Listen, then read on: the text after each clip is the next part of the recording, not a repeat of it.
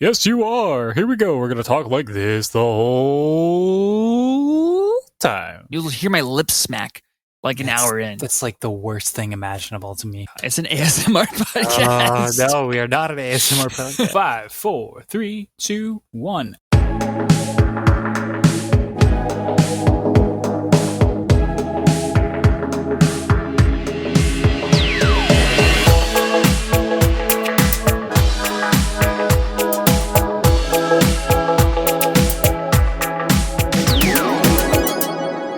Welcome, everybody. Today is March 17th, 2020, and we are Never Free to Play, a podcast where we talk about all the video games we wish we were playing. I'm one of your hosts, back from probation, Karch, joined by my co-host, Jason Wright.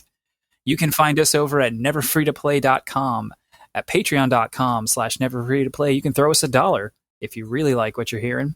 We're over on YouTube, Twitter, Facebook, Instagram, and Twitch, where you can find us under the name Never Free to Play. If you have any questions, comments, thoughts, ideas, or feedback, please send it to us at neverfreetoplay@gmail.com. How you doing, Jason? Oh, I'm doing great, man. Just on lockdown over here. How about you? Same. My whole company's got us on working remote. Nice. I mean, it's not so bad. It's kind of nice. I almost feel like I'm more productive here for some reason than at work. Yeah, I mean, I'm pretty much the same way. I can do everything I need to, and from the comfort of my recliner and my coffee table. But I do miss my coworkers. I'd been out on vacation last week, as our listeners know. Greg filled in for me, which thank you very much, Greg. Unfortunately, Greg is very sick, and we don't think he's going to make it. So send your well wishes to him and his family, and especially his wife and his young son. Yeah, He's no longer going to have a father or role model to look up to. Just tragic. Just his uncle Jason, who, Yep. Let's face it, is not the best role model. Oh, man. Yeah, I feel bad for that kid. Yeah. But yeah, everybody is on quarantine, kiddos on spring break, and then they just shut down Florida schools for basically up until April 15th, so a month. Okay. Yeah, I actually heard Kansas the whole state is shutting down schools for the rest of the year. I don't know if that's true. Yeah, but I saw somebody... That's not much farther. No, it's really not. Yeah. But, the only unfortunate thing about having Greg do the episode is we have a lot more corrections than we normally do. We do. And I'm going to go ahead and let you do those, except for the first one. I'm going to take that because while I didn't get anything wrong, I did notice one egregious error. Greg said the Warcraft movie was all right. It wasn't. It was hot garbage. I don't think he watched it. I don't think he did either, because if he had, he wouldn't have said it was all right. Yeah. Yeah, maybe he'll have to do a rebuttal at some point when we have him back on, but I have to agree with you there. And I didn't even watch it. I just saw the trailer. Oh, it was terrible. And not even from a fan standpoint, just from this movie's not good. Don't watch it. So there. That's if you get anything out of this episode, don't watch the Warcraft movie. 3 years too late. If you already did, sorry. So, okay, Greg, go ahead and cue corrections music now. Now, Greg said that he doesn't really like to have music over behind vocals, but I like it, so I want it. So put in that sweet corrections music. I also like it, Greg. Yeah. Well, so I implied that PlayStation Productions was working on the Uncharted movie, but it's actually not. It's unclear right now whether or not Sony Pictures was involved in the early development back in 2008. But since that time, Columbia Pictures has confirmed the project is being developed under their umbrella. So sorry about that. Greg's E3 talk may have mixed some of the presentations up from the console reveal event, and that was in February that year, and then the E3 conference. So I think he may have crossed some wires there. We discussed the pricing of Civ 6 on PC versus iPad. So Civ 6 launched on PC in 2016 for $60, and then it came to iPad in 2017. When it first launched on iPad, it actually was launched at $60, but then it was quickly discounted to $30 for a limited time. I'm not sure if it ever went back up, but I looked and you can actually purchase it now on iOS for $20. So for reference, you can buy it on PC for $13 right now. I mean, I don't know what that says about those markets, but there, take it or leave it. We discussed Super Mario Run. We talked about, I said that it made some insane amount of money in the first week or so. It did make a lot of money, but it wasn't, I think I said like 50 million. It was actually only 16 million in the first 4 days. And that's based on some back-end math. I don't think anyone knows the real number, but the point is that I bought it and then I never played it. And lastly, we're trying to figure out how ticky-tacky we need to be with these corrections, but Greg implied that Starfield and Elder Scrolls 6 were coming at the end of the PS4 generation, and it's not. I think he meant to say, as we go into this new generation, he thinks that we're going to finally get some of these good RPGs coming back onto the system. So, I don't know. You guys can tell us if you care about that level of detail. I'm sure once somebody actually starts listening to this and we have corrections, we'll figure that part out. So, that's all I have.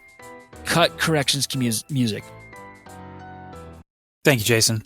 Yeah, I would like to take umbrage with the fact that he said no, that the PS4 gen didn't have good RPGs. I don't know what he's talking about, man. Like, I mean, I didn't play them all, and maybe there were slightly more in the previous generation, but between The Witcher 3, Assassin's Creed Odyssey, it's kind of a stretch, but God of War, Horizon Zero Dawn, I don't know what he's talking about, man. There are a lot of good RPGs, and Mass Effect Andromeda was a crap fest, but it was still there, and some people liked it. Destiny, these things all count. They were all in the PS4 gen, so I think he's thinking more traditional, like Skyrim, Fallout. That's not a traditional one. That's just a specific one. That's traditional to him. You know what? He's I don't sick know or not. The guy, he's the worst. He is the worst. Let's just move on. What? How could I be so misinterpreted here? Hold on. PS3, we had 2 new Elder Scrolls games, 3 Dragon Ages, multiple Final Fantasy games, new Final Fantasy games. And on top of that, plenty of smaller ones like Kingdoms of Amalur. PS4, you got no new Elder Scrolls. You got 1 okay Dragon Age, and all of our Final Fantasies outside of 15 were remakes and remasters. That's not the same. Instead, what we got games with RPG elements. No. God of War, that's not an RPG. Horizon, that's not an RPG. It's an action-adventure with an open world and RPG elements. Not the same thing. Oh no. All right. To news. Quick item. Reggie Fils-Aimé, former president of Nintendo of America, joins the GameStop board of directors. Not a lot there, except for the fact that he's a big name in gaming. I'm pretty sure he was joined by this former CEO of Walmart, which doesn't make a lot of sense, and the current CEO of PetSmart. That is strange. I don't really quite understand that move, other than maybe trying to bolster stock prices and maybe leverage somebody to be interested to come in and buy them. Otherwise, I don't really understand what value that's going to add. I mean, we kind of talked about it last week, but if that business model is flawed, then the business model is flawed. Right. I mean, as far as I understand, reading more stuff around this and hearing other people weigh their opinions in, the board of directors is just a very kind of just a cushy job that you fill with experienced CEOs, whether they're currently working as a CEO or not. And like you said, it puts on a good face. And I suppose they do make some decisions, but it's certainly not something they're doing even 20 hours a week, meeting every day or every other day or something like that. They're just kind of names on a list, receiving a paycheck. And that's about it. Yeah. I have much feelings about it. In much bigger news, and you guys were talking a bit about this last week, but E3 has been officially canceled due to coronavirus, COVID-19. How do you feel about that, Jason?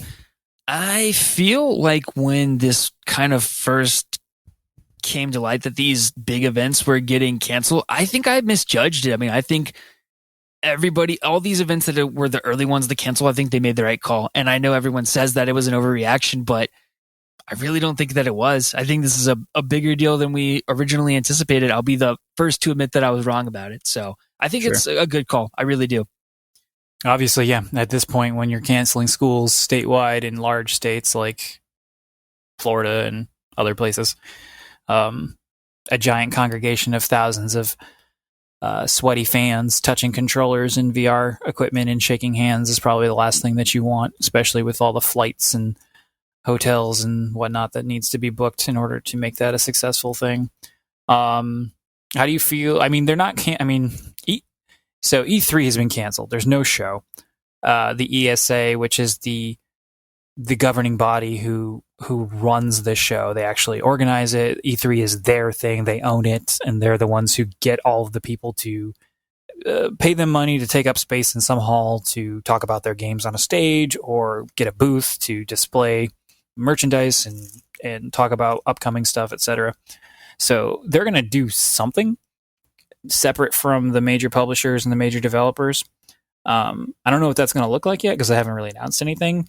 Obviously, people like Microsoft and Nintendo had something prepared. I mean, even though they'll do a live stage performance, everything includes a video. There's always a video because you can't have gameplay footage or gameplay trailers without a video anyway. Yeah. And so that's playing on in the background behind you. So what do you think it's going to look like? It's always the first week of June, which this year is just like,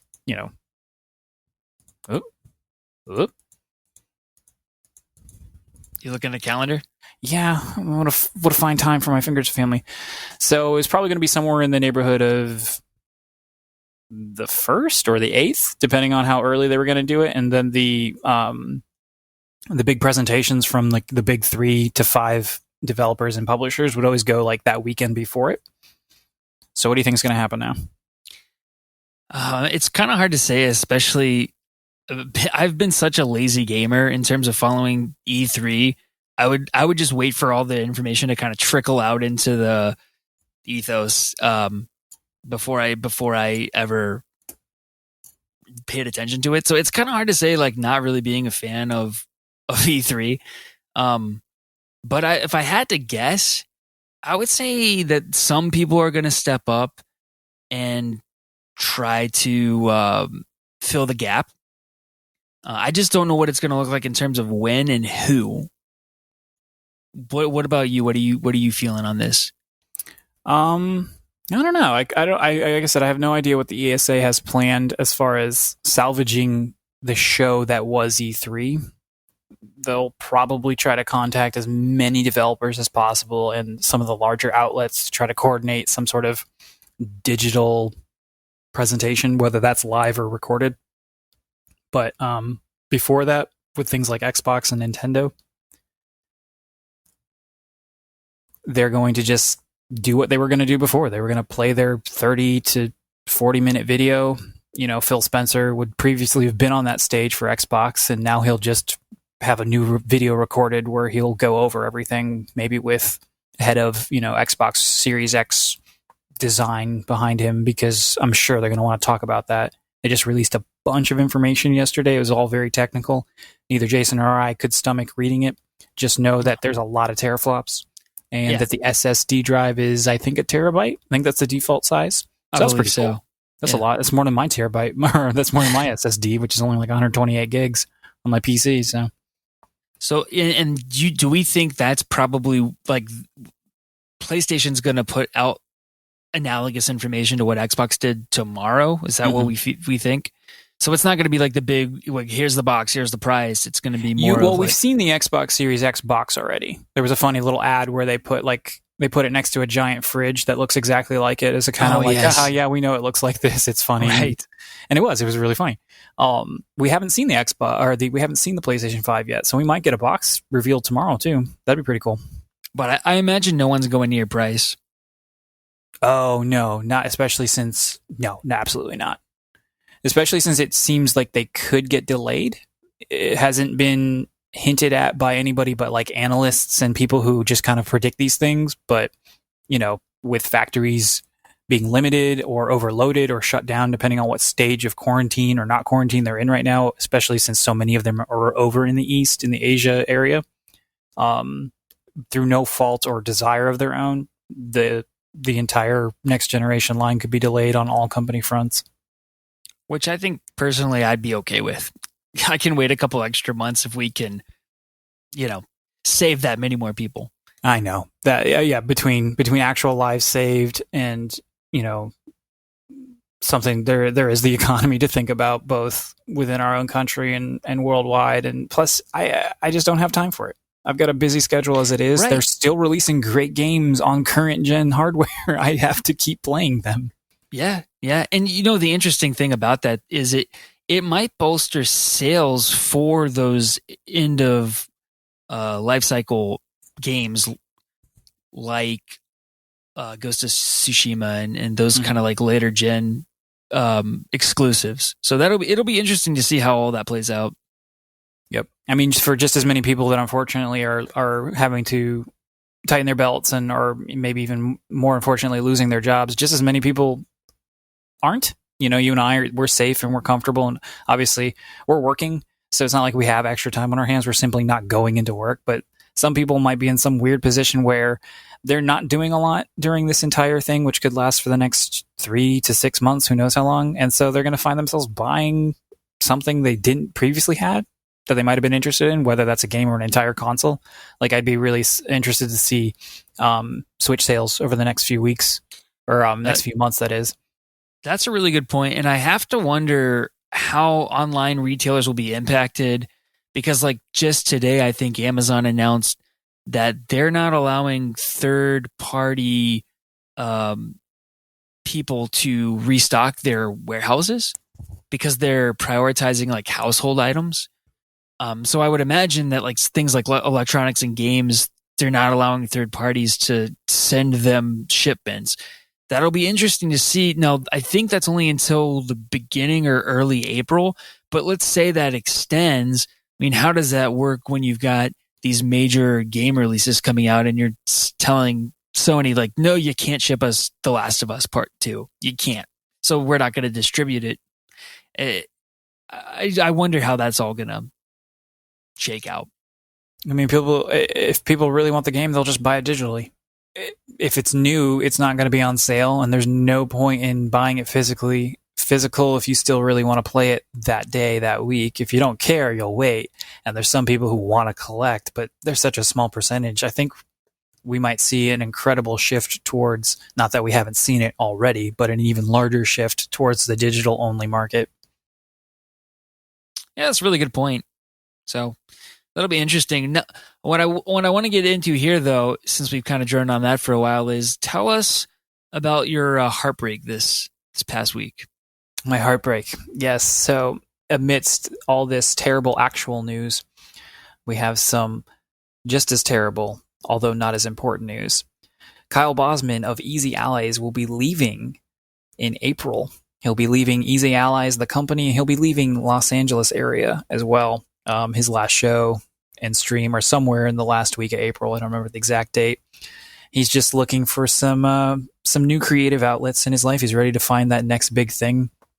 And we wish him all the best. It sucks when people leave something that you've been following for quite a few years. They've been doing this for 4 years. He was with Game Trailers like another, 4 or 5 years before that. He did a bunch of projects with them. He works with Jeff Keighley all the time on various things, especially around the Game Awards when Keighley hosts that in December. And he will be missed. It was an amicable thing. He's not leaving because of any weird impropriety or anything like that. He's just ready to move on. So for people who don't know, though, tell me a little bit about his history. Was he one of the founders of Easy Allies?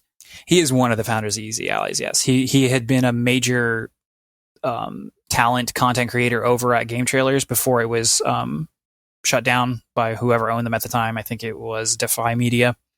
But almost immediately afterward, him and the 8 others, primarily the most well-known being Brandon Jones, who founded Game Trailers way back in the day, decided to do the whole Patreon thing, and they started that.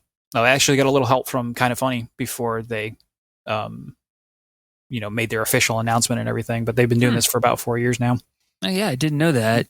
Well, so they're basically doing like a successful version of what we're trying to do. Exactly. Anyway. We're gonna mimic them in every way possible, minus so these 7 other people. Right. I was gonna say we got to make like 6 other friends or something, but I can't do that, dude. I can't do that.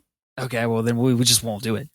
Yeah. It's just always weird when something like that happens because it's like he's dead, you know. Because I don't really know him. This is the only way I know him. And unless he goes on to do something in a similar manner in which I can follow him regularly via video or podcasts, like the guy's dead to me now. And not in a bad way, just in a, like in my little reality, he won't exist anymore. Because I'm not going to follow him on Twitter. I don't do that. But well, it does suck when things like that happen, because even if they come back in another form, you don't necessarily get like the same familiar chemistry, and it's not the same. No. And like, even if it's good, so like the best example I know of is like Colin Moriarty doing his thing with Chris Ray Gun. They do a podcast called Sacred Symbols. So Colin Moriarty used to work with, he was one of the founders of Kind of Funny, and obviously they had a not so amicable departure from one another. He took 18 months off and finally came back. And what he's doing is awesome, but it's just not the same. It just makes you miss it. It's just, it's a nostalgia thing. Yeah. Yep. But, times have changed, and I wish the Allies the best. I listened to a long thing from Brandon Jones. He does a weekly thing about, he takes business questions from fans and patrons and stuff like that. And, he's super bummed, but he's also super excited for Kyle, and he's ready to see what the next step for Easy Allies is. And I'm excited to see what, both of them are going to do without the other, because he was a pretty big player over there. Like, he was really a creative force behind everything they did. He hosted their main podcast. So like I said, it's time for us to sneak in and steal all the fans who are looking for something else and something new. Hopefully we can get people to notice this before Easy Allies gets, fully recovered. Exactly. We'll post it on all this stuff. Like, hey, you missing Kyle? Come see us. Kyle, if you're listening, just swoop best in. of luck. Come listen. Come guest star on our podcast. Totally. Tell us the real story, and get the word out on what you're doing next. All right, to wrap up the news, because that's all we really want to talk about. Doom Eternal and Animal Crossing both launch this Friday on March 20. Persona 5 Royal comes out soon. I don't know the release date, but they are all scoring very high on early reviews. Both, or all three of them, are getting a lot of 9s and even more 10s, honestly. Especially Persona 5 Royal, which I find strange, because it's simply an enhanced version of the original game, and while I'm sure all the enhancements are really great, I find it odd that it's boosting it to a 10. But, it's still supposedly a really good game, and if you only add to a good game, I suppose that just makes it better, so it kind of makes sense. Yeah, that one doesn't make a whole lot of sense to me, but just the Persona series in general doesn't make a whole lot of sense to me, because I'm not a huge... What do you mean it doesn't make a lot of sense to you, Jason? You're teenagers, you're fighting shadow demon monsters with other weirdo demon monsters. What's not to understand? But you have to go to school, and you have to make friends, and you have to do the relationships, and it's like a 120-hour game. Like, those are the parts of it that I don't understand. We gotta fix you. You will never fix me. I'm broken. You are broken. Just like the people in Persona 5. They're all broken. They need... It's character-driven. You love character-driven stories. You love Japanese stuff. Even if you claim you don't. Oh, it would be so hard for me to actually sit there and play that game. Dude, that would be so much fun. I don't even like Persona that much. I can't sit through all of it. I usually get like 40 hours in, and I'm like, I've had it. I can't play Schoolboy Crush Simulator exactly anymore. Right. And so I usually drop it eventually. Because they are really good games. They're a little... I don't actually like the combat RPG portion that much. I usually kind of rush through that, or I put it on easy mode if it has one, or I look up the best way to do it so I don't have to mess with like figuring it out myself. But eventually that drains on me. It's like I don't want to do where half the game is something I don't want to do, so I eventually stop playing them. But it would be really fun if we were able to do some sort of, co-playthrough, because there's a decision to make every 4 seconds that doesn't have a huge impact on like the game as a whole, but it definitely colors the experience you have when because the character is always like kind of a voiceless, blank slate for you to just imprint yourself upon, and so that's where the decisions come in, and it kind of creates that persona. Look at you. Exactly. By the end of it, you're like, oh, that's my version of this character. That's my Joker or whatever. But anyway, that's a story and a conversation for another day. Yes, a different day with a different co-host because I can't handle it. No, we'll talk. We'll talk. Okay, we'll We'll see. get through Kingdom Hearts first, and then we'll move on to Persona 5. God, no, please, no. If I was quarantined with you, and the only thing we had was Kingdom Hearts 4. Was it 3 or 4? I don't even know. 3. That's how bad it is. I don't even know what number they're on. I think I would just go insane, Karch. I don't think I can handle it, man. No, But- you, me, and Donald are going to find all the ingredients, Jason. Oh no. But Doom Eternal, on the other hand, is something that does kind of pique my interest. I wonder, as somebody who played like a quarter of Doom 2016, if this would be something I could jump into and enjoy, or if I should go back and beat Doom like you tried to do but failed. I did fail. I've pretty much thrown in the towel on beating Doom, not because I can't, but because I got distracted, and then I went on vacation, and I've started playing some other stuff that we'll get into in just a moment here, but I'm probably just not going to finish it. But to answer your question, I think there's no reason why you couldn't just pick it up and play. That seems like kind of just how Doom works. I don't think you never needed to play Doom 2. Oh no. Yeah, I mean, I have to agree with you. I just don't know. Like, I don't know if it's the game I want right now. Because I will tell you, I hear that. I'll tell you, the game I want is I want Star Wars Jedi Fallen Order, but I want it to be good. So to transition into our next segment, that's what I've been playing. I've been playing Star Wars Jedi Fallen Order, and I cannot decide if I'm going to finish it or not, to be honest with you. Can I just say something? Yeah, go ahead. I told you. I know you told me. I should have listened. At least I didn't have to pay for it. That's true. So I'll go on record here and say that I think it is an okay game, but that's all I'm willing to give it. So far, I'm about 3 or 4 hours in, and I think it's just an okay game. By the way, I heard that ice clinking, but that's fine. We can edit it out. Oh, man, I was trying to be so stealthy. But I'm not going to edit out the part where I told you I could hear it, so people will think I'm crazy. You are crazy. No, so Jedi Fallen Order, when I started it, I was like very grabbed by it. The environments were beautiful. I thought it had a cool vibe. The intro song was really interesting. It wasn't very Star Wars. I loved how it didn't really hold your hand. It didn't really give you a tutorial, just kind of was like go. So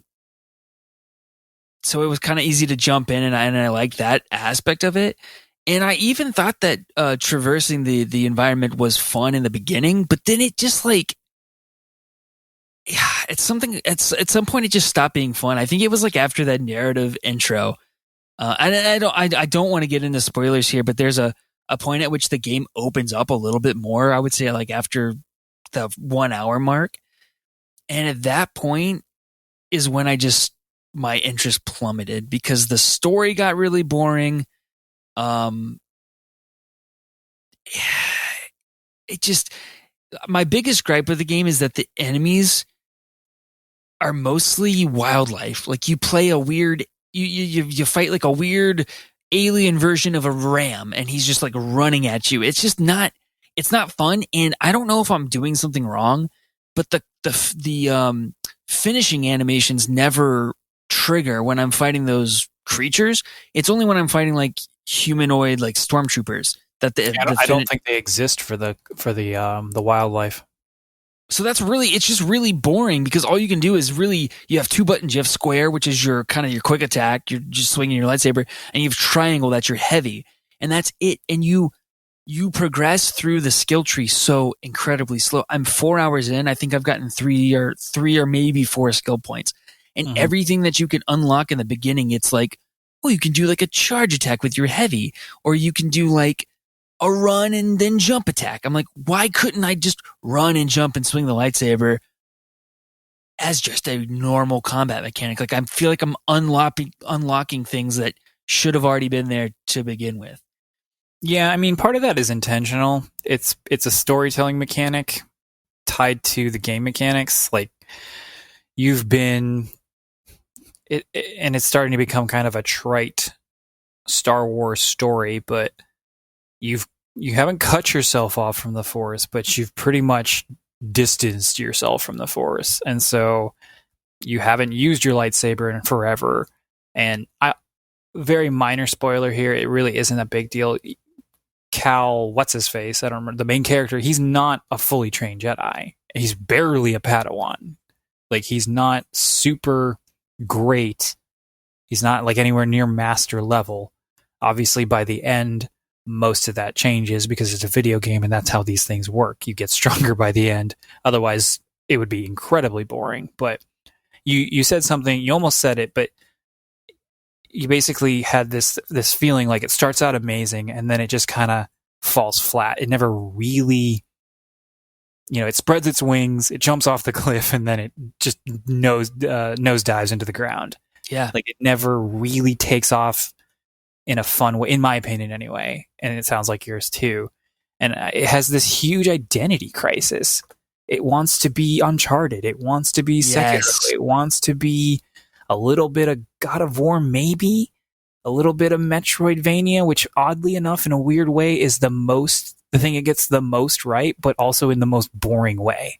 Oh my gosh, I know. It truly makes me wonder that if the people that worked on this game, what part of Star Wars did they find compelling and fun? Because this is just, so far through 4 hours, I've probably encountered, 20 enemies that were like stormtroopers. The rest have just been random wildlife that everything wants to kill you for no reason, and it's just vertical puzzles.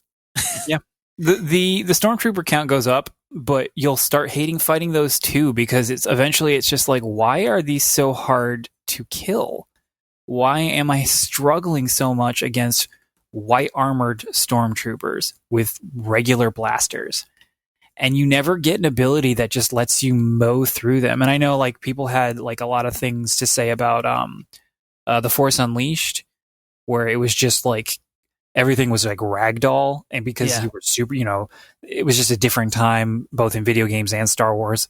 And so it was just the kind of game they made. But if I had to choose between the two, I'd probably go to that, just because it feels more fun to play. And I hate saying that. I like to give these kinds of decisions the benefit of the doubt, but we were talking a little earlier. This game was made in a really short amount of time, it seems anyway.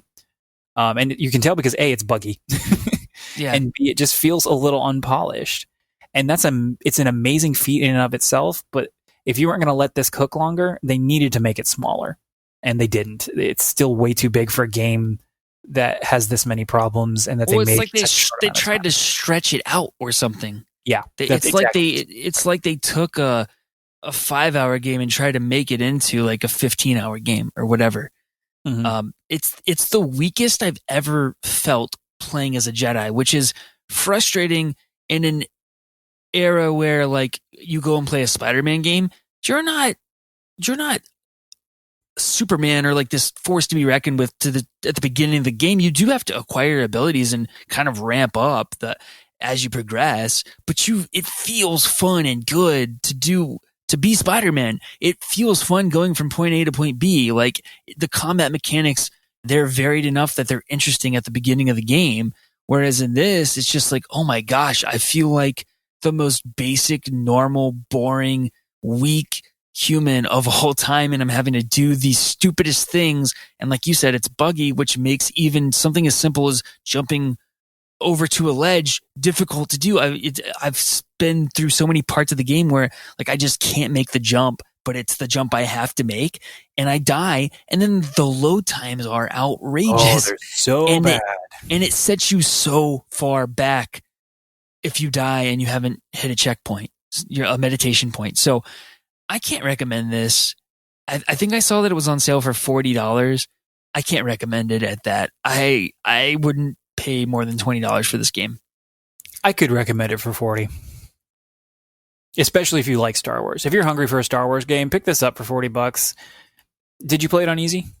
No, I played it on the standard. But the thing is I'm not dying because of the things that should be hard. Eventually I was. It wasn't that I was dying. I mean, sometimes I was dying. And the boss fights are fun. Did you get to a good boss fight? No. That's unfortunate because eventually you do get some really good boss fights. They're probably the best part of the game, but there's really only there's not a lot. I won't say how many there are because I could probably say it off the top of my head, but there are not a lot of boss fights, and they don't mean a lot. It's a lot of missed potential. I mean, there will probably be a sequel of some kind, and I'll have my ears perked up, and I'll be interested in it. Hopefully, they've learned a lot and they pick something to focus on. But yeah, I didn't like it. No, me neither. I was gonna say focus on one thing to improve it would definitely be the combat. Like that was the one complaint that you had, and I was like, how could it be bad? It's just not fun. It's very, very at this point of the game, which I mean, like I said, I'm 3-4 hours in. I'm on the second planet thing that you go to, where you have to go into like this Eye of the Storm. That's not really a spoiler, Eye of the Storm. But yeah, I'm already there, and the only combat mechanics are really just like lock onto a target, roll, and hit. But your hits seem so inconsequential. Like it just feels like you kind of slash through enemies, but you don't see any damage from that until you kill them, and then they'll fall apart or whatever. Yeah, there's that parry system again that they seem to like very quickly borrow from Sekiro and other games like Sekiro that From Software has worked on. It's clearly an inspiration there, whether that was following a trend or something they actually felt excited about doing. But like a stormtrooper with a blaster shouldn't have a parry meter. Like it took me to drop it down to easy to be able to just kind of cut through these guys. And it's one thing if you're overwhelmed by a bunch of them shooting at you and you have to take that encounter in a strategic way. Like you can't just run into the middle of the open area because then, except you kind of can because of the way that blocking works. Eventually you'll get tired and your own meter runs out, but there are like more impressive, like they call them, what do they call them? Death troopers, I think. And they wear black armor and they have those like weird electric staffs that basically are lightsabers, but they're not, so that they can fight you like kind of toe to toe. Yeah. But then they do that stupid thing where they throw like, especially later on. Oh my gosh, especially later on. They throw like 20 units at you at once. And it's just, you don't ever get an ability that just demolishes people. You might get a really strong force push. That doesn't kill anybody. It just knocks them over for a second, and there's still like an AT-AT coming at it. I didn't like it. I know a lot of people did. I know it wasn't like the best game of the year. Nobody was saying that for the most part, but a lot of people were really positive on it, and I just wasn't feeling it. As someone who does like Star Wars and was really excited for a single player Star Wars experience, like story, RPG stuff, kind of like exploration, isolation. These are all things that just check my boxes. And I was like, yes, this on is paper be great. Yes. And it wasn't. The performances are good. I don't like the main character, but I like his performance as a really boring main character. And the very minimum cast they use is really good. The bad guy, she is very well done. One of the 9 sisters is very well done. And then there are flashback scenes as well that I won't get into the details of, but those are absolutely my favorite part of the game when it shows what happened to young Cal before he got into the situation he's in. That's the only part of the story that I'm like, well, how did he end up in that situation? That's the only part that I'm like, no. I wish you could. I mean, maybe one day this week, go watch the cutscenes and stuff, or watch a video that's been made to kind of give you the story without having to play the game. So you think I should stop playing the game? I mean, it sounds like you want to. So if you want to, you should. I don't know. Like I said, I finished it. It's not like you said. You're 3 or 4 hours in. It's going to be another like 10-ish. I would first of all, I would definitely drop it to easy so you can bust through it as fast as possible. That's just not fun to me. Then the answer is no. Don't finish it. I want to say one more thing before we move on from this. No game in the history of games has ever needed a double jump earlier in the game. I go, and you get it so late. By the time I got it, I had forgotten I wanted it. That's how long it took them. It's so bad. Every other game like this, it would have. And guess what? It's really still not that helpful. it's really unwieldy. Like there's even an ability that lets it control better. Like they specifically gated how well your double jump works. Oh my gosh. Behind an ability. I think it's something, unless I'm mixing up my games, I don't think I am. But basically, it sounds like it would be. Basically, when you first get double jump, you have to plan it before you basically execute the jump because you can't really change the momentum. And then the ability lets you change the momentum more. So like you've made a bad choice on the second jump, but if you tilt the stick just a little bit, you would get there. That's what the ability basically allows you to do. Gotcha. They lock that behind an ability, behind an upgrade, and the upgrades are boring. They're just like lightsaber throw is so far down the tree, and then you eventually get it. And I hated it. It wasn't good. It was really just. It's not fun. It's just not fun. I'm not gonna finish it, but we got to figure out what I am gonna play. But I want to hear what you've been playing first. All right, I've been playing 2 games mostly. So I'm on my JRPG-a-thon. It's March, so this is the 3rd month of the year, and I'm on my 3rd game. And Impressive. thank you. That game is Fire Emblem 3 Houses. Now, I got this back in July last year when it launched because I love Fire Emblem. Oh, sorry. I'm leaving it in. Leave it in. Oh, yeah. Happy St. Patrick's Day. That's right. Happy St. Patrick's Day. I haven't been drinking, I promise, because I have to go to work tomorrow. It's not going to stop me. No, and it shouldn't. Not if you're true Irish. I'm married to one, so, Perfect. By association. Boom. That's how you did it in the old days. You married into it. You get that army or that cow or whatever. I got a 2007 Honda Accord. That's pretty good. That's somewhere in the middle. Yeah. Yeah.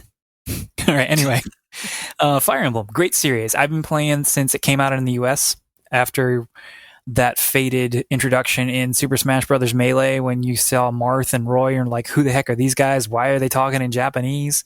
What the heck's a Fire Emblem? It finally came out. Our buddy Sean, got it, and I borrowed it, and oh man, I was hooked from the beginning. I'm one of those loser Fire Emblem purists. I like the older ones better, the simpler ones. I just think they're more fun because there's less to worry about. You don't have to date people. You don't have to have babies. There's no school. But anyway, so I started playing this last year. I really liked it. I got, 30-ish hours in.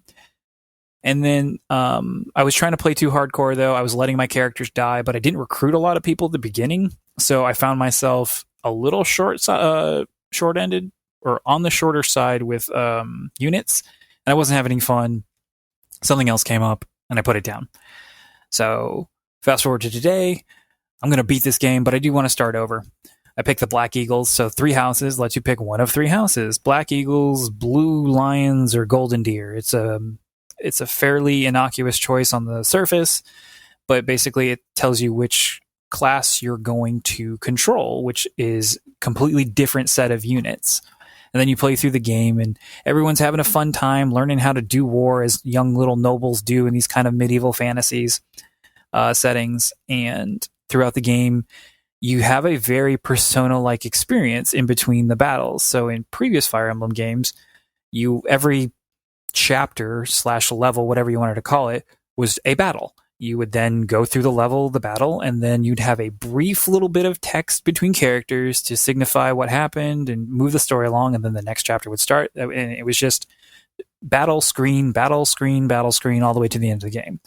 And this one, in between battles, there is a whole week's worth of activities where you run around this monastery, school, church thing, and you talk to people, and you give them gifts, and you have tea, and you cook, and you teach them.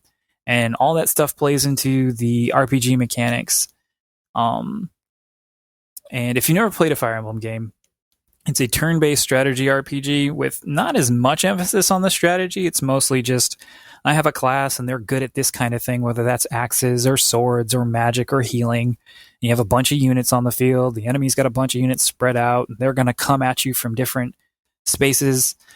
And there's things you can hide in, like forests or forts, and sometimes enemies pop up out of nowhere, or there's fog of war, and A hallmark of the series is that it has really good map design. So each one is unique. Sometimes you're inside a castle, and so you're kind of moving in and out of the walls and the rooms like a maze, and you're really restricted. Sometimes it's an open field basically, and it's just like this kind of war simulator. But I'm having a lot of fun with it this time around. Part of what I didn't like about it the first time is that they introduced a huge amount of stuff, and I was overwhelmed, and I didn't know what I was doing, and a lot of my units weren't as good as they could have been. Obviously, I'm not making those same mistakes this time, so my units are a lot stronger. I'm not letting them die. It has this feature where if your unit, at any point in battle, you can just, I think it's like ZL, the L2 button on the Switch. It lets you just start rewind time to any part in the game. Wait, during the battle? During the battle, exactly, yeah. Oh, that's really nice. So, like, if I think it might be something like, it might be a huge thing like 50 turns. But still, like if somebody dies, you can go back and and the RNG, restart the battle. Exactly. The RNG is set at that point, so I can't just keep trying the same exact encounter. Like if I send in a bow user to attack somebody and they miss, if I rewind time and do that same exact thing, it will always miss because there's like a little RNG kernel that's like the dice have already been rolled behind the scenes. Gotcha. However that works, and then it will always fail. Now, and the same thing if they're going to die. Like if you get hit by a critical hit you weren't expecting, and you rewind and try to use that same character in that same scenario, they will die again. So in that sense, you rewind and you try a different strategy.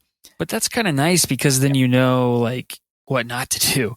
Yeah, and it's limited uses. Like it starts off as like 2 or 3 at the beginning, and then eventually you get more as you level up your character's professor level because you're a professor and you're teaching all your little children. But yeah, it's really good. If you like Fire Emblem, you've probably already played this game, so me talking about it isn't going to convince you. If you have been curious about Fire Emblem, this is a very good one for beginners, just because it's the most polished one.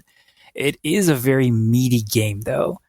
As fun as it is, and as much as I want to play through all 3 stories, because picking a different house each time will result in a completely different story. In the second overwhelming. half, it is. It's overwhelming. In the second half of the game, it just takes forever. Even if you know what you're doing, it takes forever. And I just like I'm probably going to clock in somewhere close to 50 hours once I'm finished with this one playthrough. And I don't know how much time a New Game Plus cuts out, but I can't imagine it's that much. Maybe a few extra hours here or there, and you can skip a few things that you don't want to do, except that you know more and you're going to want to do more because you want to do better. Or if you bump it up to a harder difficulty, it's going to take a lot longer. But it's still a really fun game. So if you have the time and the inclination, I still recommend this game, and it's definitely $60 because it's a Nintendo game, and those games don't go on sale. Sure. You might be able to find it used. The DLC just dropped like a few weeks ago. I think it's like 3 or 4 weeks ago now. Basically, it's just this kind of little side story that happens before this major event in the main story, and it adds 4 or 5 new characters. They all look pretty boring and basic to me, but we'll see. Sometimes the character design doesn't match the actual characters, like, dialogue and personality. But yeah, no, I highly recommend this game for obviously anybody who's ever liked a Fire Emblem and anybody who's been somewhat interested. I think this is a really good one to pick up. Would you recommend a lot of time on your hands? Would you recommend it to me if I liked Fire Emblem Awakening, but not so much Fire Emblem Birthright? Yes, because the things that... Well, why didn't you like Fire Emblem Birthright and Fates and all that?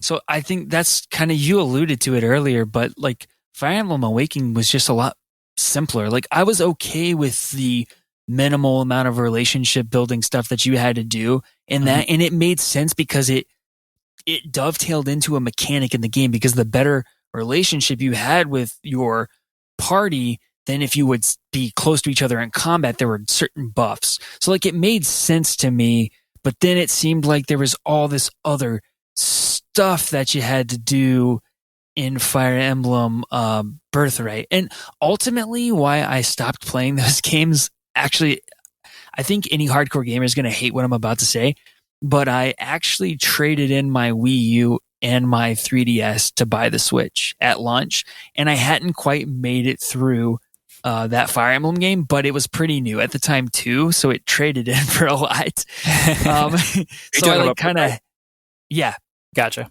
yeah. So what did I say? Did I say? I don't know. I wasn't paying attention. Oh God! I mean, I was listening. I just missed the name of that. Never pay attention. Why do we even do this? So yeah, so I traded it in when the Switch launched in order to get but the thing is that I clearly didn't like it enough to save it. So I don't know. I guess I was just kind of lukewarm on it, to be honest. And it felt, I don't know, I just didn't get the same rush when I was finishing those battles for whatever reason. Yeah, I mean, the reason people don't like that whole Birthright thing is called Fates. Fire Emblem Fates was that series that they made because they came out with 2 different games that then had a third game as well. So all in all, there were 3 different games you could purchase for a total of $60. The way it was a goofy, scummy thing that I'm glad they didn't try to do again, and hopefully they will never try to do again. But people liked Awakening because of the things that you didn't focus on a lot. And so it's weird. And then people didn't like Fates because, again, the stuff that you wouldn't have focused on. Because in both of them, the combat and the maps are pretty good. They're about equal. So anyway, back to your original question. Would I recommend this? I would. Because what you can do is you can skip all of the persona stuff. That's what I'm going to call it. I'm going to call it the persona stuff. Okay. Where you go to class and you talk to people. You can do as much of that as you want, I should say. Because, so you'll end a chapter. A big battle will happen, and then everyone's talking about it next week. And, it's this little kind of like appetizer for the upcoming battle about what all the characters are saying and stuff. And sometimes there's quests that you have to do. You have to go talk to somebody, go get this thing and run it back to them. It takes like 2 seconds. It's not that long. You do this like 3 or 4 times before the next fight. And in between each of these little exploration modes is when you actually do the professoring and you teach your students. That can all be done automatically too. Basically, you can just mash the start button to skip everything. So as soon as you start getting bored with that portion, you can skip it. And what happens is once you pick a class, you do have a pretty healthy number of units to use. So as long as you're either using those little reverse things to wind back time, or you're restarting the level in case you run out, or you can play on the casual mode where units don't ever die permanently. And you can just, brute force your way through every level, which is a totally viable option. That might be honestly what I would have to do if I played it, even though I don't know if I would have as much fun doing it that way. But I remember one thing that was point. Yeah, I know. Point. Exactly, because it's not like the story is great. So right, even if you're one of those people who restarts the level, like, oh, what's the point of that? The point is that you had to make the decision to waste 40 minutes of your life because you wanted Dorothea to survive. Like, you put too much time and effort and emotional well-being in this character, and now she's dead and she's not coming back. Are you willing to move on? If the answer is no, that's a decision. It's a form of agency. Now, it's fun to force yourself to move on. That's a totally different way to play. But that's only how I played Awakening. Yeah, and that's only after you're like kind of familiar with it, or you're feeling really like, you're down for a challenge, because then you have to shake it up and mix it up and like, okay, well, I haven't been paying attention to this guy with a horse, and that's the best I've got now, so I'm going to go ahead and throw him into the ring. So the part that I think overwhelmed me in Fates was I started trying to get too much into the metagame, and I think it just overwhelmed me. Because there's a lot. Awakening introduced it, and Fates took it to a next level, and I don't think Three Houses added more. They added new things. Like I said, so in previous Fire Emblem games, you would get a character, and that was what they did. Like, you would get a sword user, and they were always going to use swords. Now, they might maybe learn to use bows, but for the most part, they're still just going to be a sword user, and they're going to have a certain, like, stat layout. Like, they'll be really fast, but they won't be really tanky or something like that. and there will be a character who's really slow, but he will be tanky, and so forth and so on. For the most part, that doesn't exist in Three Houses, which is freeing, because now if you want to, you can make an entire army of mages. That's really cool. I would never do that because it's not fun for me, but if you wanted to, you can. You can make an entire army of paladins on horses with spears. You can make your mages can learn to use axes if you wanted to. You know, the options are literally limitless to you. And that was the part that overwhelmed me, because it was like, you have to get this base class and then transform them at this level into this thing, and then they become some crazy ninja dude, and then they can kill this flying unicorn people even more easily. And I was just like, I can't handle it. It gets complicated, but like I said, I mean, you can play on easy mode. I think it's just normal. I think normal is the easiest mode these days. I don't remember. You can pick the easiest mode and put it on classic, and like I said, you can skip through the stuff you don't like. But I mean, you know, maybe not tomorrow, but 6 months from now, if you're like, I don't know what to play Fire Emblem. Maybe, yeah. Like I said, I gotta find something that's like a good version of Star Wars first to like quench my thirst. It's coming out 3 months. Yeah, I might just have to wait for that. Or I mean, The Last of Us is going to be there, and then Cyberpunk totally later this year. Game, but obviously, you're going to play it. Yeah, for sure. Okay, so that was Fire Emblem. What about the other game? The other game is way more recent. It just came out last week on the 11th, and that is Ori and the Will of the Wisps. And I am in love. I played the first one 2 years ago now, I think. I just picked it up on a whim or a suggestion from somebody at work. I can't remember anymore, but it was on sale. I think it was only $10. It might have been a Steam sale or something, but that was an amazing get. It wasn't like it was a hidden gem or anything. Everybody had already talked that game up to death, and it won a bunch of awards, and, you know, as far as like best first game from a developer or whatever, even though, and it had a very indie game feel, even though it was technically owned and published by Microsoft.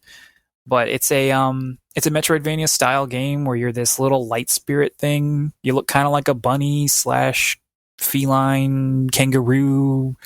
You know, it's ambiguous, but because you're not a real animal. But you're, for the most part, in the first one, you just do a lot of exploration and a lot of platforming. You've got a map that might be filled out, it might not be, and then you're exploring, trying to find your objectives, which is really just always some kind of ball of light because you're trying to restore something to a tree in a forest that's dying. I like how important the story is. The story is important in the first one. It's almost told completely without dialogue. It's all environmental. It's all visual. The visuals are amazing. The sound and the music and the score and the composition are all beautiful. And I don't use that word lightly. And I don't exaggerate in this sense. It really is an amazing game. But it's a little lacking. I guess it's a little short, and, you know, by the end you are kind of done with it, and it's not hard to find everything. And not that that's a bad thing. It's really nice to be able to consistently find secrets, because then it feels rewarding. But you don't want it to be too easy, because then it's like, what's the point? But especially in the first one, the upgrade system felt like an afterthought, because you got all your important abilities as part of the story because you needed them at some point to get to things. And so the choices you made were really inconsequential, because the combat was, again, very inconsequential. I don't even remember how it worked. Is this the first game you're talking about, or Will of the Wisps game? And I'm going to talk up the Will of the Wisps as far as how big of an improvement it is. So the Will of the Wisps. Everything that Ori in the Blind Forest did, the Will of the Wisps is doing 10 times better. And that's coming from someone who loved the first game. So right from the get-go, the combat is clearly a new, bigger focus. At first I thought it was going to be a huge focus, and then as the game went on, I could see that they still wanted like a platforming thing to be their main focus. But right out the gate, you get like basically a sword. A sword that you can use. You get a bow you can use to shoot arrows, which is really useful because a lot of enemies cling to walls that you can't easily get to until you jump to them, and you can't fight things when you're hanging on a wall. So it's really nice to be able to shoot at stuff. The shooting is part of traversal mechanics as well. Another big thing that happened in the first game is that you would create your own, what do you call them? Save points. So you would use your energy to create a save point, and that would heal you, and then that's where you would return to if you died. Well, that's They really don't do that interesting. anymore. It was really interesting. It was a really cool way of doing things because it was like, if you did, it was just fun. It's the same thing as like saving in an old RPG, except it actually cost you something, and it was like this physical location on the map. But in this one, they have auto saving, which is really nice too. And then they also have like these warp points, which also act as like regular save points. So if you save there and you quit the game, that's where you'll pop in next time. Well, that's kind of nice because like that's in terms of Metroidvania, what kind of I understand why it's neat depending on the game, but for like Hollow Knight, the benches I don't know. I don't know if I loved that system. Don't besmirch Hollow Knight. I'm not trying to. I wish you could be Hollow Knight. Maybe one day. Maybe one day. Take your heart out. Send you on some sort of quest. I'm pretty sure I spent 12 hours in Hollow Knight, and I'm pretty sure I spent the majority. Yeah, pretty sure I spent the majority of the game being lost, though. So I didn't really get very far. The whole game is being lost. Maybe I was playing it right, but I think I beat 3 bosses. Does that sound right for like 12 hours? 3 or 4 bosses, something like that. Which bosses? You would have found the first one really soon, and then depending on which direction you went, you would have found the next one kind of soon or really long, and then again, depending on where you went from there, because there's a lot of branching paths. So I think I got the first one is the one that you have to get first. Yeah. And then the second one, I think was I can't remember, man. I don't want to spoil it, so I'm not going to say anything. But yeah, continue on the Will of the Wisps. Will of the Wisps. So right out the gate, the story is a much bigger player. So in the first one, there aren't really any characters. You've got this tree, Ori, which came from the tree. You've got these big bad owls, and then a couple other creatures. Again, none of them talk. They all just kind of make these cute little soft noises. The whole thing, both this one and the old one, the best way I can describe it for anyone who's never like seen it or played it or whatever, it reminds me of a Miyazaki film, a Studio Ghibli film, if it was done, from a different studio. But it has that same kind of vibe. The character design, the music, the setting, the mood, the themes, it's all very reminiscent of every forest scene you've ever seen in a Miyazaki film, especially Princess Mononoke and stuff like that. And because they're not Japanese, I think they're an Austrian studio. But the second one has a lot more characters in it who actually talk to you. There's the forest is actually alive in this one. Like, the whole point of the first game is that you're trying to save the forest from dying, because the light tree or whatever is like, again, I can't remember why, but it's dying, and so the forest is dying. In this one, there's a decay going on, and again, I don't know why, and it doesn't really matter why. You're trying to stop the decay, and there's a lot of characters and a lot of creatures in this forest who are like, you're our only hope, and it's really nice to have them just kind of peppered throughout the levels. And they have little side quests. They're like, get me this soup. And you find this soup on this like journey, and you give them the soup, and they're like, thanks, man. And then that's about all there is to it. But it's really cute, and it makes you feel better as you hop around from place to place, instead of it just being this kind of like empty, hollow experience. Which is something I really like in Metroidvania style games. I like that kind of isolation, and you do still feel isolated because you'll go to this really remote section of the forest where there is nobody except enemies and spikes and traps and stuff. So it's nice to then return back to quote unquote civilization, see your friends, get your upgrades and spend your resources. One of the big things they added is this thing called spirit shards. They're basically like passives. You find the spirit shards out in the map, and then you can equip them. And then as you find these other things, there are these combat trials. If you complete them, you get more slots for these shards. And what they do are things like, when you kill an enemy, it drops orbs, and you have to go run and pick up the orbs. Well, one of these shards will let you let the orbs get absorbed into you from like halfway across the screen. So you don't have to go run over and get them, especially when they're like hovering over some spikes. and then you can upgrade that so that it'll come to you from no matter what distance. And they That's have nice. things, they have things that affect your combat too. So you'll do more damage, but you'll take more damage, or you'll do more damage to things that fly. And it's pretty forgiving on when it lets you swap them out. So if you're about to go into a boss fight, you're not going to need to cling to walls all the time. So you can take that one off and put on the one that gives you more health or more damage resistance. And if you're going to go exploring, you're going to want the ones that give you traversal. And so it lets you play how you want to.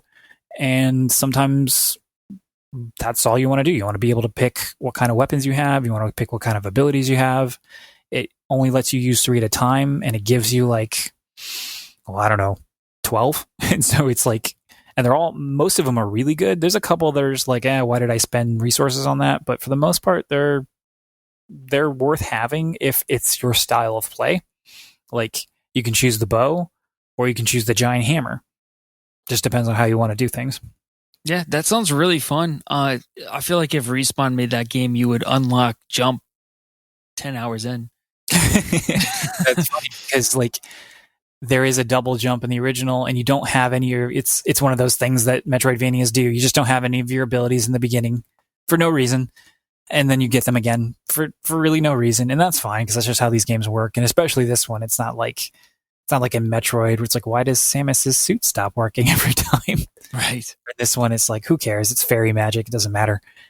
But you get the double jump almost immediately, which is really fun because it makes you feel like you have access to more things than you might have, even though they're technically still gating you off from 90% of the content. It sounds really nice. I might have to check it out. I'm now in search of a new game, so I'm about 6 hours in, and I want to say I'm probably anywhere between 2/3 and 3/4 of the way through.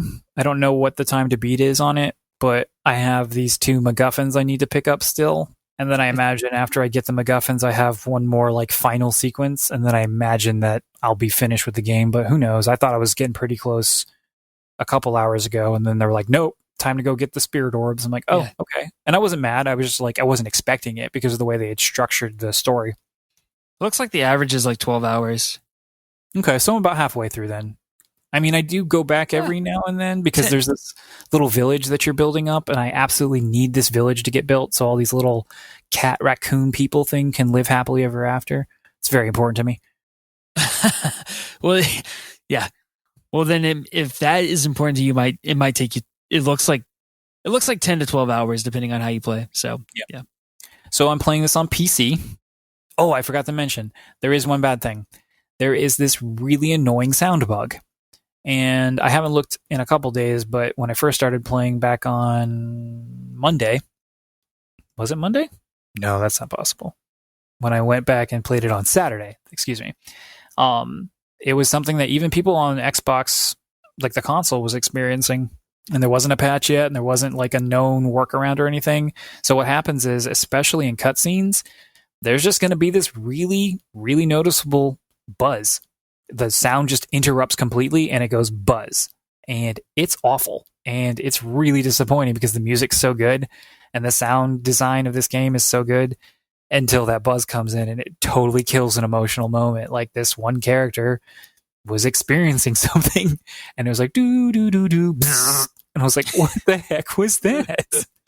You know what it was, Karch? What was it? It was the will of the Wisps. Ah, nice. Well, they need to get their will out of my face. Let me live my own life because I don't want their buzzing. So I hope they patch that soon because it's really awful, and I'll probably have beaten the game by the time they fix it. But hey, if anybody out there knows a solution, turn your sound off, I'm all ears. Tell me about it. But yeah, I'm playing it on PC, and I'm playing it on Game Pass.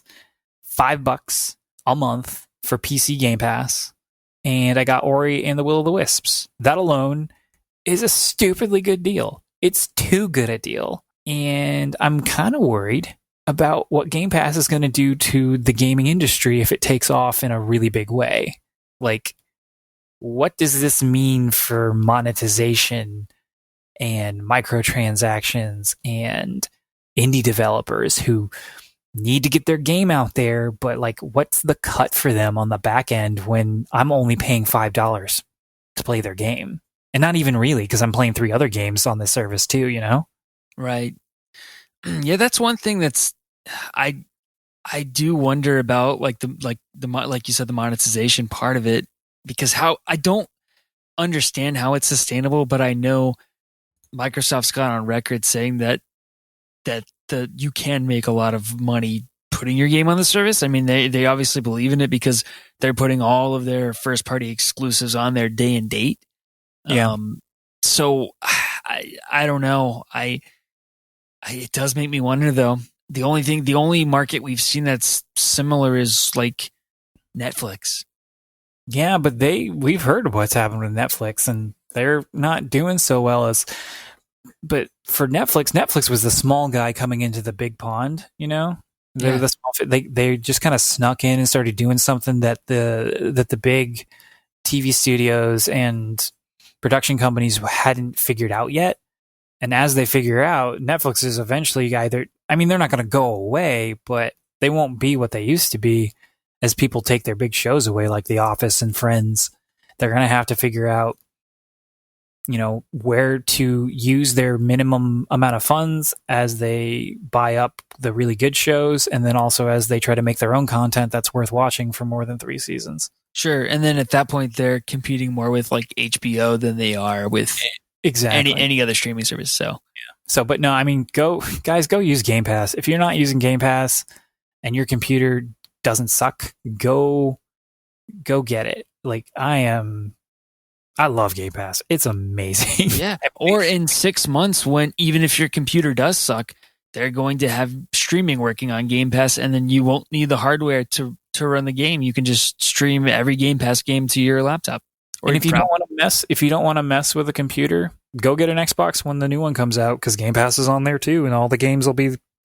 Actually, more games are available on the actual console than PC. Not sure what the reason for that is. Probably just negotiations and licensing and all that. But yeah, if I had to guess, that's probably why. It's not a technical limitation. No. But it's really fun. I recommend that game. At full price. I think it's only here. I'll look it up right now.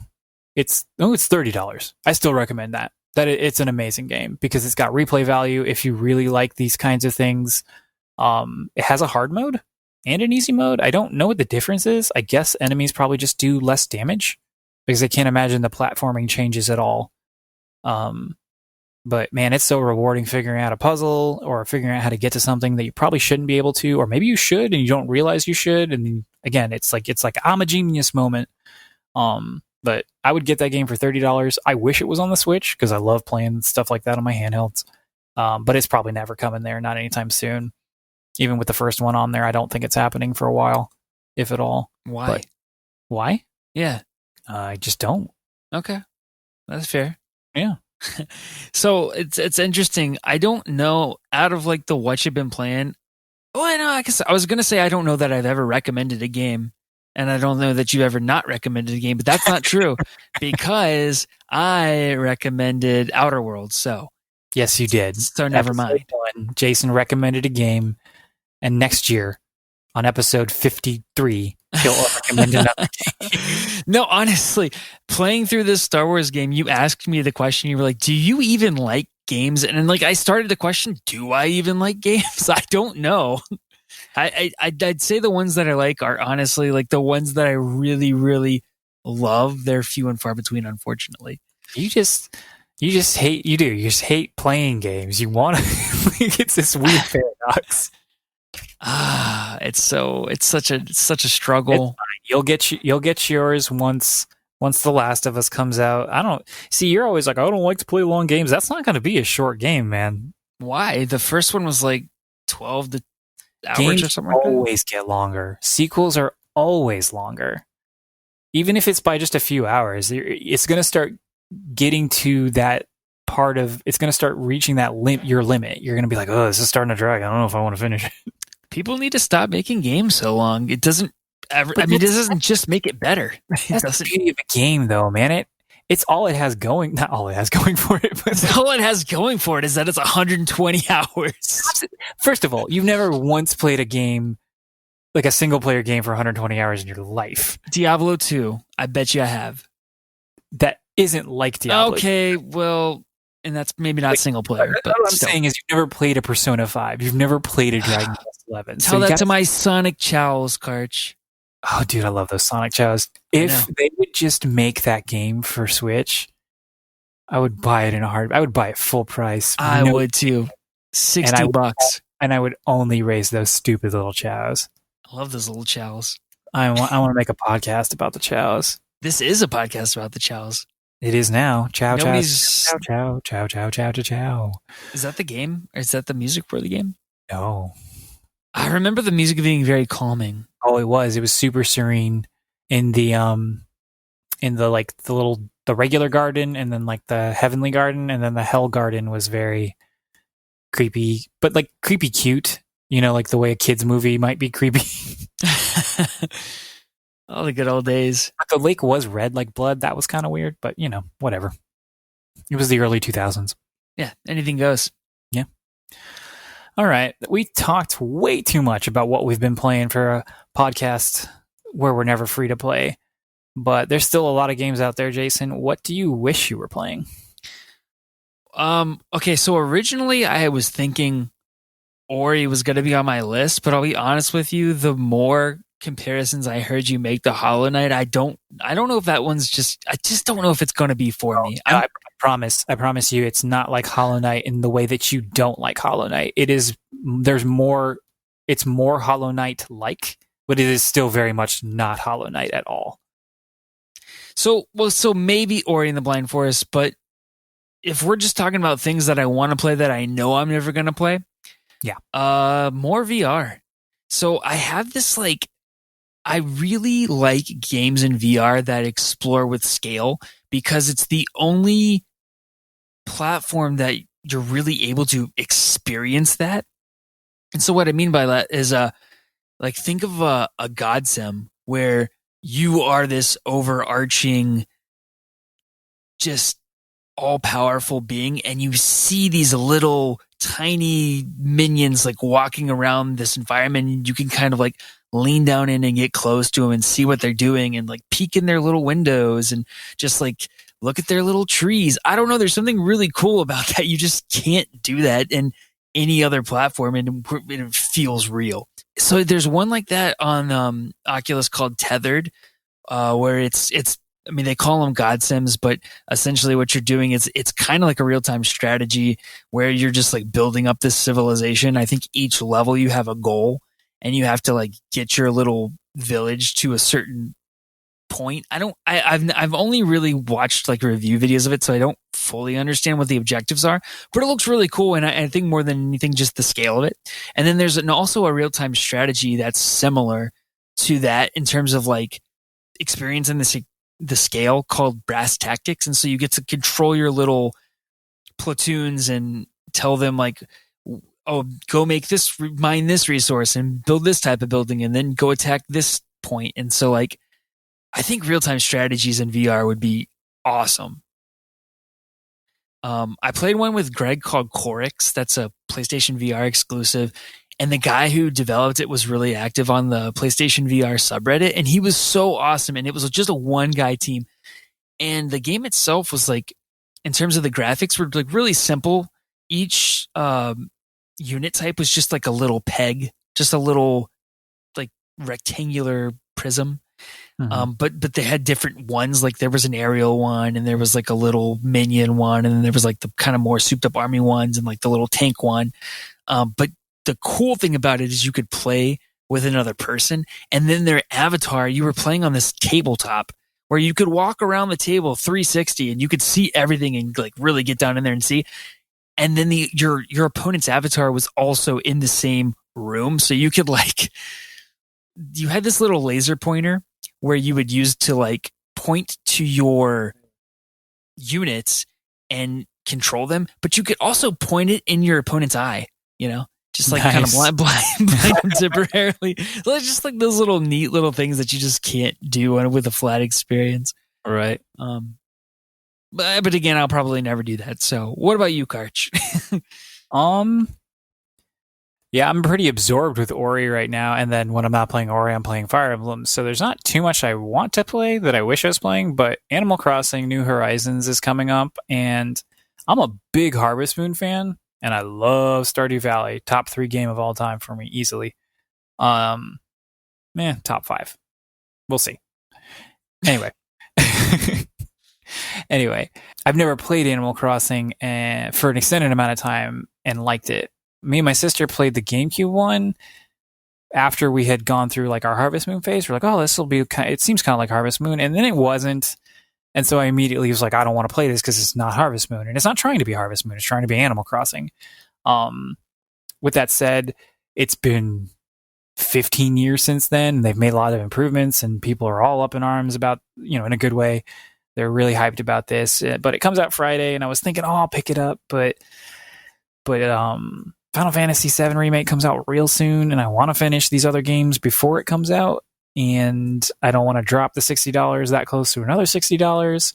So I'll probably wait until, I don't know, my daughter's birthday or sometime. Get it for her. Happy birthday. Oh my gosh, she would love it. Because when we play Pokemon, Let's Go Pikachu specifically, which is the easier, you just kind of walk around, you throw the Pokeballs at the Pokemon. There's fighting, but you don't fight the wild Pokemon. You only fight the trainers. And it's, oh my gosh, it's so easy. It's ridiculously easy, even for a Pokemon game. But she loves that game. But what she also loves to do is walk all the way back home to talk to the mom. But it's I not love that so much. There are games like that where you do talk to people over and over again, and they say little different things. That game is Animal Crossing. Animals, like little animal people. And she, oh my gosh, she would love that game. Even if she, she's getting pretty good at reading at this point, but she would probably still need me to help her out with a few things. But it'd be a great game to play together. So I think I'll probably just hold off on that for a little while at the very least. Get it later in the summer. Or maybe. Sounds like it'd be fun. Can you, as someone who, my only experience with Animal Crossing, Michael Bliss. Oh my gosh. Super, super stoked for this game. He brought his GameCube over to our house and proceeded to just sit in our living room and play on our TV for what seemed like 2 days straight. And I just remember walking in, and he was just like an animal in his living room arranging his furniture. And every single time I looked at him playing this game, that's all I ever saw. And occasionally I think he'd go out in like the front yard or something and maybe talk to like one person. What is the sales pitch for this game? Oh, the sales pitch. I wish I could tell you, because I never played the DS or the 3DS one, so it's been a long time. But basically, you live in a little town. Usually, you are a focal point of that town for some reason. In this case, you're taking some sort of trip to a deserted island, so there's like nothing there. You're setting up a tent. That's your thing. And presumably you're going to have to pay off the debt that you had. That's a very common theme. There's a raccoon named Tom Nook. And every game you start out, you have to borrow a lot of money from Tom Nook, and then you have to pay Tom Nook back. And so the sales pitch is, do you want to do a bunch of boring daily menial tasks to pay back this raccoon loan shark? Yeah? All right. And wow. Trees and you go fishing. And it's about collecting stuff and doing things in a very kind of turn your brain off way, but not in like a dumb way, just a total relaxation way. And in the meantime, other people move into your town and they say funny things and they have personalities and they ask for stuff and you give it to them. And in the course of things, you get recipes on how to make stuff, or you gain access on how to buy things. And it's very I like to dress my character up. I like to decorate my house with furniture and wallpaper. And then the other side to that coin is, okay, you've done all that. Now what? Well, now you share it. You go to other people's towns, or you trade with them because they got this really cool print on a t-shirt or a wallpaper and you really want it. And it's a very Nintendo game. It's very community, atypical multiplayer focused, because you're not supposed to play. I mean, you can, I imagine, but you're not supposed to play it in a vacuum. You are supposed to get involved with people. You're supposed to know people who are playing. I don't know what online will look like in this day and age, with the Switch being very far behind on online stuff, but also way further ahead than the 3DS ever was. So we'll see what that looks like. But it's about community, and yeah, I don't know. It's about cute little animals doing cute little things like fishing and picking up fruit. Well, thanks for saving me $60 because I am not touching that game with a 10-foot pole. If you are listening and you've been thinking, man, everyone's really excited about Animal Crossing, maybe I'll pick it up because I like Stardew Valley for 20 minutes. Don't get Animal Crossing without a lot of research. It is a very specific kind of game. It's a very popular game. I don't know why it's as popular as it is. Not because it's bad. It's just, it doesn't seem like the kind of thing that even a few million people would want to play. But it's got a huge following. You got people out there who are still playing New Leaf, which was the 3DS one, to this day. And that's the other thing. It is a game you kind of have to, you don't have to play it every day, but it benefits you if you play it a little bit each day, even for like 20 minutes. And that's not how I play my console. I mean, I do play console games every day, but not because I have to, you know? Right. I really don't like those persistent world type of things where you have to go like I had a Neopet in third grade. Or no, what are those things called? Tamagotchi. I had a Tamagotchi in third grade, and it was stressful, man. And I don't know. I already have a kid that I have to like do all these menial tasks for. I don't need a game. I go to a game to escape that. I don't want it in my gaming life too. And I'm sure I'm misrepresenting it because I've never really played it, and I don't plan on playing this one. But it seems like they've really upped the ante on it, like as far as quality of life stuff and crafting things, like everything that everyone always wanted or already loved about it is there now, you know? Like they're giving everybody what they want. So a little bit of fan service, nothing wrong with that. Nothing wrong with that. Okay, so we are like at an hour and a half. How many questions do you want to do today? Let's just do one then. Can I pick? Absolutely. Okay. I want to talk about Eeny, meeny, miny, mo. I want to talk about I want to talk about this one. I actually got this one off of Reddit. That's our question selection music. Okay, what is your most hated game mechanic? I thought this was a really interesting conversation on Reddit. Yeah, I didn't know how to answer this one. Well, then maybe it's not a good one for me to pick. Maybe I will answer this one and you can tell me why. You can answer the other one that I will also pick. No, go ahead. I did write something here. Go ahead. Okay. So for me, maybe it's not a hated mechanic so much as it is just a pet peeve, but when it seems like every game in a certain genre has the same button mappings and then someone decides they're going to make an unconventional button map for like a common action, that drives me absolutely crazy. Like, I feel like in every game in recent memory, L2 is block because it's like right there where your left index finger rests. So to have to pick it up and move it to L1 to block in Fallen Order really throws me off. The other thing is like, why is R3 interact in Fallen Order? Why not just make it any other button? X, square. R3 is such a weird button to make interact, especially because sometimes you have to press R3 to interact with things, and sometimes you need that little robot to scan it, so you have to press down on the D-pad. So then you're doing two different things to basically accomplish. That it's maybe not my most hated thing, but it's definitely one of my most hated things. Or here's another example. In Zelda, you have to tap a button to run instead of just like pressing L3 and moving forward. Same with Grand Theft Auto. No, I don't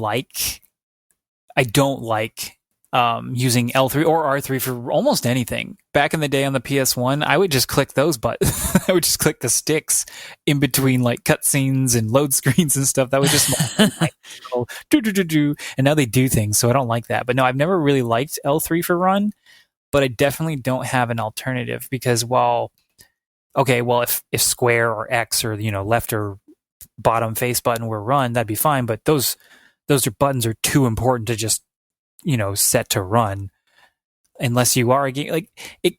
Zelda can kind of get away with it because Zelda doesn't have like super complicated combat or traversal, and you're rarely ever doing both at the same time. And yeah, but I hear you. It just, why did you decide to do it that way? Yeah. Like that's the question. Like, why? That's exactly just why. The other two things that I really frustrate me are just escort missions in general and bad AI when you have to deal with the companion of any sort. So even if you're not escorting them and if they're just bad, it really drives me crazy. You don't even have to comment on that. I don't really think there's anything to say about it. It's just to me, I don't understand the design choice, and I don't understand why anyone would think it was fun. And then lastly, one-hit kills. I don't understand. Maybe it's just because I've never been one to like get good. Maybe it's just not me. I think Bad.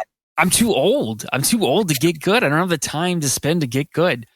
So like something like Bloodborne, I played it long enough to get to the first big boss, and then I just got destroyed in one hit, and I was like, how was anybody supposed to beat this? Is that how I've never played Bloodborne? Is that because you sucked and didn't know how to prepare your character, or is that just what that boss does? I think both, but Yeah. somebody will tell me I'm wrong, but that's just my experience with it. Because even like the most brutal of like From Software games, like Dark Souls and stuff, I don't think you were ever supposed to be killed in one hit unless it was like a super obvious like mechanic. Maybe it wasn't one hit, but it's like 2 or 3 is all you can take. Yeah, no, there's not a lot. You can't just sit there and take a beating or anything. But that, yeah, like you said, you're not good. So I know I suck. What about you, Karch? I don't know. I had a hard time when I was looking at this one. I don't have like you said, escort missions, and that's a really common one. A lot of people hate escort missions, and for the most part, I do too, but only because they don't think they're done well. And I think every time someone tries to do an escort mission, they think to themselves, we'll be different. We figured it out, when they really haven't. Secret sauce. Because it is, again, using escort missions as an example, it's a really fine balance. Either the AI is, either the stakes are high and the escort means something, or you're just playing The Last of Us, where Ellie is immune to everything, gameplay wise. Obviously, the story, she gets captured or whatever, and then the story progresses. But spoilers. No, I meant in general. Like I'm not. Okay. I've only played a couple hours. I was using it as if she were to get captured or something weird like that happened. Right. But then Joel shoots the guy. I don't know. Whatever. My point is, that would never happen. That's not an escort mission anymore because there's no danger. So where do you fall on like God of War? Because in my opinion, if I was ever going to like an escort mission, that's probably the way it would have to be. Is just like God of War. That's really, again, that's not really an escort mission though, because Atreus is there, and on very rare occasions he can become, trapped or in danger, and you have to help him. Not even that quickly. It's a pretty long wait before he'll actually get killed and cause a game over or whatever. But yeah, until I see it, that's probably the best you're ever going to get to on an escort mission. I think more than a specific mechanic, because again, there are good and bad examples from most mechanics. My least favorite thing is things that refuse to adapt to modern gaming conventions without a good reason. So as an example, I used Monster Hunter World, which was a huge departure in a lot of ways from previous Monster Hunter games. There were a lot of what we would call quality of life upgrades, and really hardcore Monster Hunter fans would call dumbing down. And it's just a perspective thing. People who aren't good at games, who want to play Dark Souls but can't, would see these things as quality of life upgrades, and the huge hardcore Dark Souls fans would be like, why are you making this games for casuals and blah blah blah blah. And for the most part, it's a perspective thing. But if you take a step back and think about why, or maybe the developer will go on record and say why they did something, you're like, okay, well that makes sense, and that was your vision for this game. But sometimes there's a really clear reason, there's a really obvious thing they should have done, and they just don't do it. And there's no reason why they shouldn't have done it. It doesn't serve the game. It doesn't make the experience better. You don't feel better for having overcome the challenge. It's like in a modern game where the camera still sucks. And that's a little bit more technical than gameplay. But it's like, why would you not make a good camera when literally everyone before you figured out how to make a good camera? You're kind of on purpose hamstringing your game. Don't do things like that. Right. Yeah, no, totally. And I think Monster Hunter is a great example, Monster Hunter World specifically, because like for instance, we tried to play that one together and it took us forever for you to explain to Greg and me how to get into a game together because of the weird way they do their hub world or whatever. Right. So that's Monster Hunter not adapting to modern times for no reason.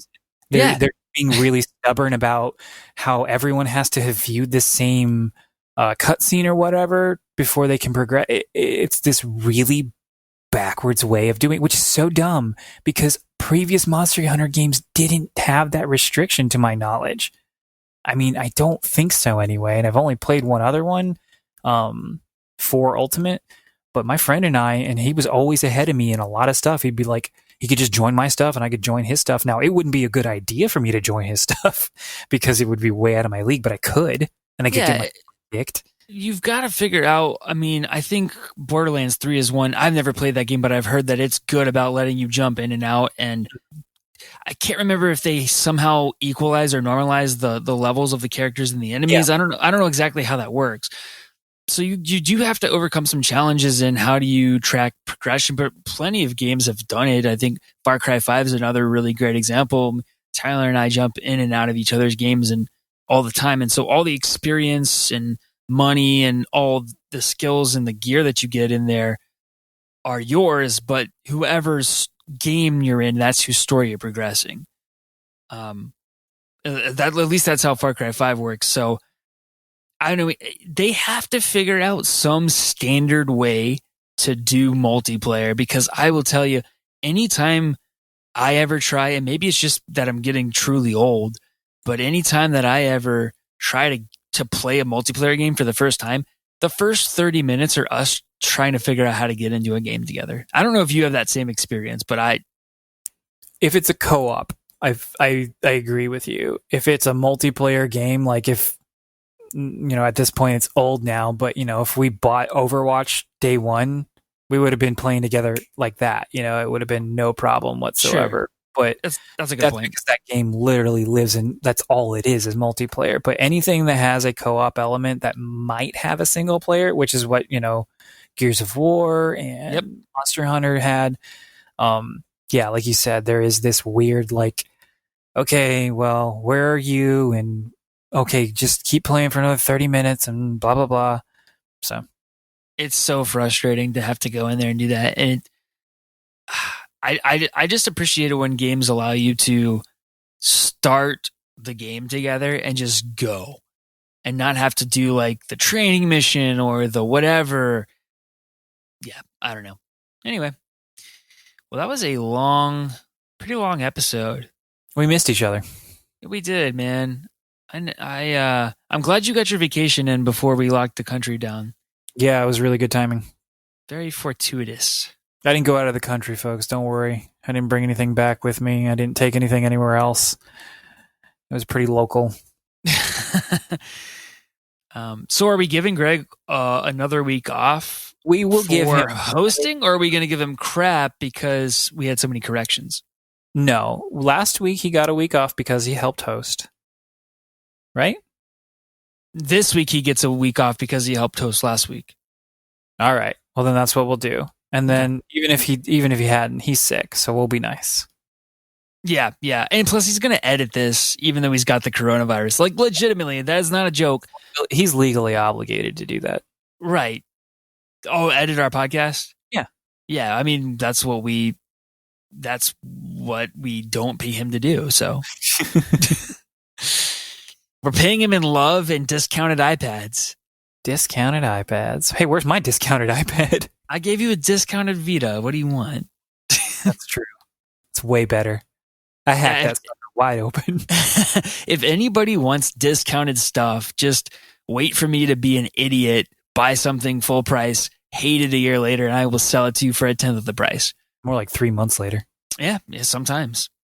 So, anyway, you guys can go and find us at neverfreetoplay.com or patreon.com/neverfreetoplay. We hope you all have a fantastic week. We will try to, but we are never free to play.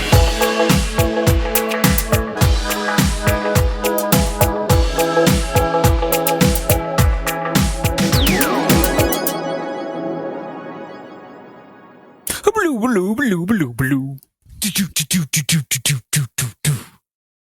I'm going to stop the recording now. Okay. This is Jason filling time to see if he can do better than Greg, which honestly shouldn't be hard because all he did is say that The Witcher 3 wasn't good, but The Witcher 3 is good. And you know what else is good? Ice cream.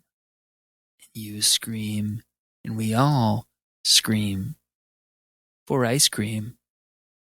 It's kind of a scary thing if you think about it, because why are people so terrified of their desires? You know, I think that as a society we just don't embrace doing what feels good because of these puritanical constructs that we abide by. But in reality, you know, I think we should just give into our wants sometimes, and that's why today I think Team Fat's going to win, and I'm probably going to not reach my calorie goal for today because it's St. Patrick's Day.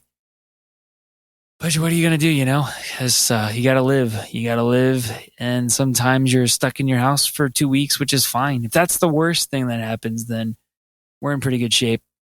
But yeah, I mean, you know, say you want to have an ice cream sandwich at night, and you want to have a pizza for dinner, and a glass of wine, and a beer, and another beer, and a mixed drink, and then play some video games, pass out on your sofa, wake up with your jacket on and with all your devices not charged, and feel like crap the next day, then, you know, if that's what feels good to you, then you got to do that. You got to take those opportunities, especially when you're young, you know, because you're not always going to have those opportunities. And everybody just needs to take some time for themselves. Sometimes just do it, and you scream for ice cream, and I scream, and you scream, and we all scream for ice cream. And surely one of these days you'll be faced with the decision of whether or not you're going to finish that whole pint of Ben and Jerry's. And when you think about me and think about your life and the things that you wanted out of it, and you just got to say, yeah, I love Cherry Garcia, and this is what I want for my life. I want to eat all of this Cherry Garcia, every last drop of it, because that's what you got to do sometimes, you know? What are you laughing at? Oh man, I filled all that time. And no one will ever hear it. But maybe I'll throw it on the end of the episode. It wasn't good, but it wasn't bad.